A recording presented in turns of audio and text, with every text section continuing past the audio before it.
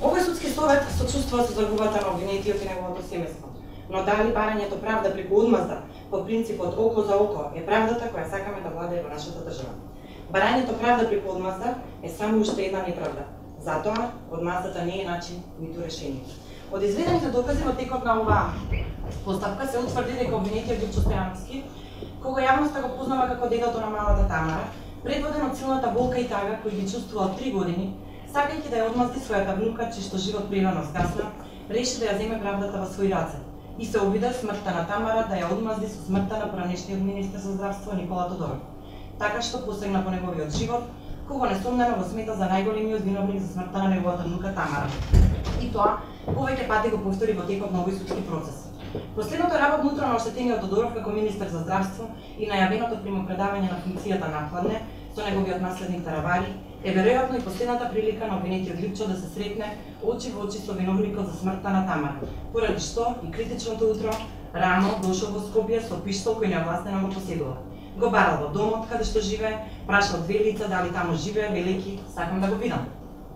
Пошто откако не го нашол во неговиот дом, се упатил каде што со сигурно знаел дека ќе го најде, пред Министерството за здравство. Таму оди, го чека и во моментот кога Тодоров се појавува и ги искачува скалите кон влезот на Министерството, обвинетиот му се доближува и од непосредна близина го вперува пиштолот директно во неговата глава и испукнува.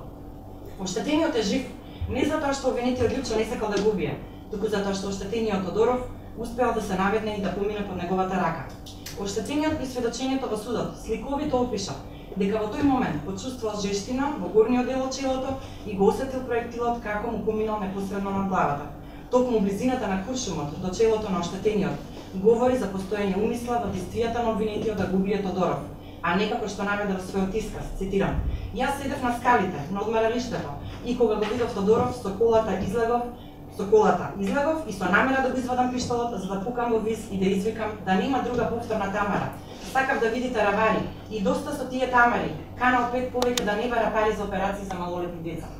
Самото место на случување на кривично-правниот настан, по оцена на овој суд, говори дека обвинетиот не сакал да пука во виз, бидејќи над стојалиштето има настрешница, ниту Таравари не бил на лице место на настанот во тој момент. Од тука, вака концепираната одбрана на обвинетиот по оцена на овој совет не наоѓа подкрепа во изведените докази. Ниту одбраната изнесена во завршниот збор на бранителот на обвинетиот дека местоположбата на пронајдената чаура не кореспондира со движењето на оштетениот и стојното место на обвинетиот не е издржана по оцена на овој совет. Токму спротивно, техничкиот советник ангажиран од одбраната потврди дека начинот на кој се движал оштетениот и местото на кое стоел обвинетиот во моментот кога испукал е подобно чаурата да падне на местото на кое е пронајдена. По однос на немање присуство на барутни честички на рацете на обвинетиот, вештото лице од МВР исклучително стручно и професионално образложи дека не секогаш може да бидат пронајдени барутни честички на раката на лицето кој извршило испалување од огнено оружје, и тоа од неколку причини: доколку испалувањето е вршено на отворено, поради струењето на воздухот, поради обилно потење на раката, како и механичко отстранување на барутните честички при приведување, што се јавува како проблем на повеќе европски институции и FBI, поради што вештото лице објасни дека во светски рамки се прават многу анализи како тој проблем да се реши, во смисла да останат заштитени рацете на осомничените при нивно приведување. Значи, слободно може да констатираме дека во конкретниот случај се исполнети сите 3 можни услови поради кои обвинетиот не имал барутни честички на своите раце, ниту на облеката.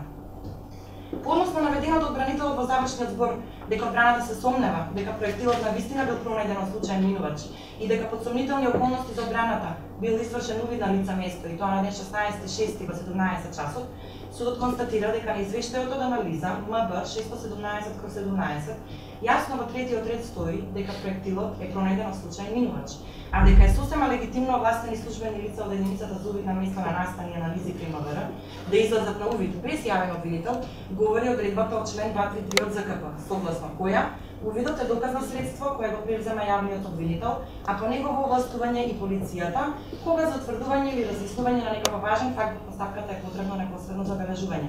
Точно ставот 2 регулира дека осомничениот, бранителот и оштетениот може да присуствуваат при увидот, но нивното отсуство пак не го одлага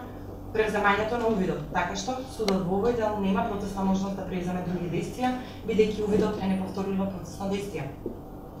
И во секојдневната пракса на јавните обвинители не е непознато неизлегување на обвинител на увид, токму повикување се на оваа законска одредба. Од тука, Тоа што овој проектил е одземен и анализиран од службени лица на МВР и потоа изработено вештачење врз основа на наредба на јавен обвинител, за судот само говори низ колку институционални филтри е поминат овој проектил, така што само тоа што проектилот не е фотографиран, како што наведе бранителот, не ја намалува доказната вредност на вака изработеното вештачење, како што тоа се обидува бранителот да го прикаже. Судот со внимание го анализираше и делото завршен збор на бранителот во кој истакна сомнеш за недоставен видеоматеријал, иако во записникот за увид на лица место е наведено дека таков е изработен од одземениот ресивер. Но судот нема механизам да го провери овој факт, без странките да стават предлог за тоа. Па иако бранителот во текот на постапката имаше доволно време да предложи судот да се обрати до МВР со цел проверка дали бил изработен видеоматеријал од безбедносни камери кои евентуално снимале во околина, а тоа не го стори, судот, согласно концептот на ЗКП, нема право сам да прибавува известување и докази. Имајќи го пред сето ова, судот утврди дека добар дел од одбраната на обвинител за жал е концепирана врз предпоставки и недоверба кон институциите, а не врз аргументи и цврсти докази. Од друга страна пак и покрај тоа што општо е познато дека кога емоциите влегуваат во судската сала, правдата излегува, имајќи ја предвид сензитивноста на целиот случај и вознемиреноста на цело општество по смртта на Тамара, зашто сите бевме сведоци, судот беше должен да го анализира предметот и од аспект на емоциите кои ги погоди овој случај кај јавноста, како јавниот интерес и вистината да излезе на виделина. Во таа смисла, судот со особено внимание го проследи сведочењето на Жаклина Димовска, мајката на Тамара и ќерка на обвинител, како и документарниот филм Кога системот убива дете. Преку овие докази, судот уште еднаш беше сведок на голготата низ која поминало семејството Димовски при лекувањето на сега покојната Тамара. Но се поставува прашањето: дали пукање во главата на министерот за здравство ќе придонесе да нема повеќе други Тамари? Имено, одбраната во овој дел, по оцена на судот, беше алатка со која одбраната сакаше да ја потисне врската за почитување на законите и согледување на целиот случај низ призмата на правна држава, во која законите мора доследно да се почитуваат. Впрочем, верувањето во правда и барањето правда пред се значи одговорност за прекршителите на законот, а обидот и намерата да се постигне по тук живот представува едно од најсериозните кривични дела во секој казнен систем, поради што сторителот, без разлика на болката и тагата кои ги трпи во ниту еден момент, не смее да биде протуркан неказнето низ ходникот на правдата. Доследното применување на законите, кои се еднакви за сите, не подразбира земање на правдата во своји раце. Верувањето во правда и барањето правда значи барање од надлежните институции, нејзино доследно спроведување и значи одговорност за прекршителите на законот. Обвинетиот бил и требал да биде свесен дека веќе отпочната кривична постапка пред надлежните институции со цел расветлување на околностите за смртта на неговата внука, пред се во правец дали повиканите институции затаиле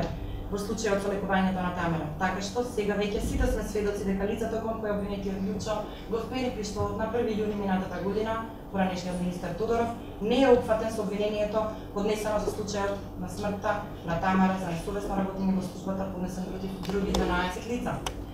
Од тука, обидот на обвинетиот да постигне по животот на оштетениот Тодоров и покрај сочувството на целата јавност за овој случај, по оцена на овој совет заслужува општествен прекор за стореното. Поради што, имајќи го предвид сето образложено во името на граѓаните на Република Македонија, овој совет цени дека обвинетиот Јучо Стојановски е виновен за кривично дело убиство од член 123 став 1 во врска со член 19 од КЗ, па имајќи ги предвид сите олеснителни околности предвидени во член 39 од КЗ и тоа: возраста на обвинетиот, неговата здравствена состојба, алкохолизмот, депресијата и покачениот крвен притисок од кој се лекува, семените прилики за кои повеќе пати се говореше во текот на оваа постапка од една страна, како и одежителните околности од друга страна, и тоа: непоколебливата упорност при извршување на кривичното дело, манифестирана преку фактот што го бара оштетениот на повеќе локации критичното утро, безобзирноста на обвинетиот, манифестирана преку фактот што го игнорира податокот дека и оштетениот е татко на 2 малолетни деца, како и околностите под кои делото е сторено на јавно место, во присуство на повеќе лица, каде последиците можеле да бидат фатални како за оштетениот, така и за останатите присутни пред Министерството. Па судот во рамки на предвидената казна, која е во распон од 5 до 20 години, обвинетиот Јучо Стојановски го осудува на ефективна казна затвор во трајање од 7 години и 6 месеци, во која да му се засмети времето поминато во притвор. Се задолжува обвинетиот Стојановски да плати судски паушал во износ од 3000 денари, како и да ги надомести трошоците на постапката во вкупен износ од 70.227 денари, кои се однесуваат за 14 доведување на обвинетиот од КПУ затвор Скопје, од кои едно во Скопје, 2 во фаза на оцена на обвинителен акт и 11 во текот на оваа постапка. 1000 денари за увид на лица место по трошковник на МВР и 33.233 денари за психијатриското вештачење изработено по наредба на судот. Се во рок од 30 дена по правосилност на пресудата под страх од присилно извршување. Поштетениот преди јавимото правно побарување, но со оглед да наведе дека по основ и висина ќе го прецизира до крајот на постапката, а тоа не го стори до завршување на постапката, се упатува на спор. Право на жалба незадоволните има во рок од 15 дена по пријем на присудата.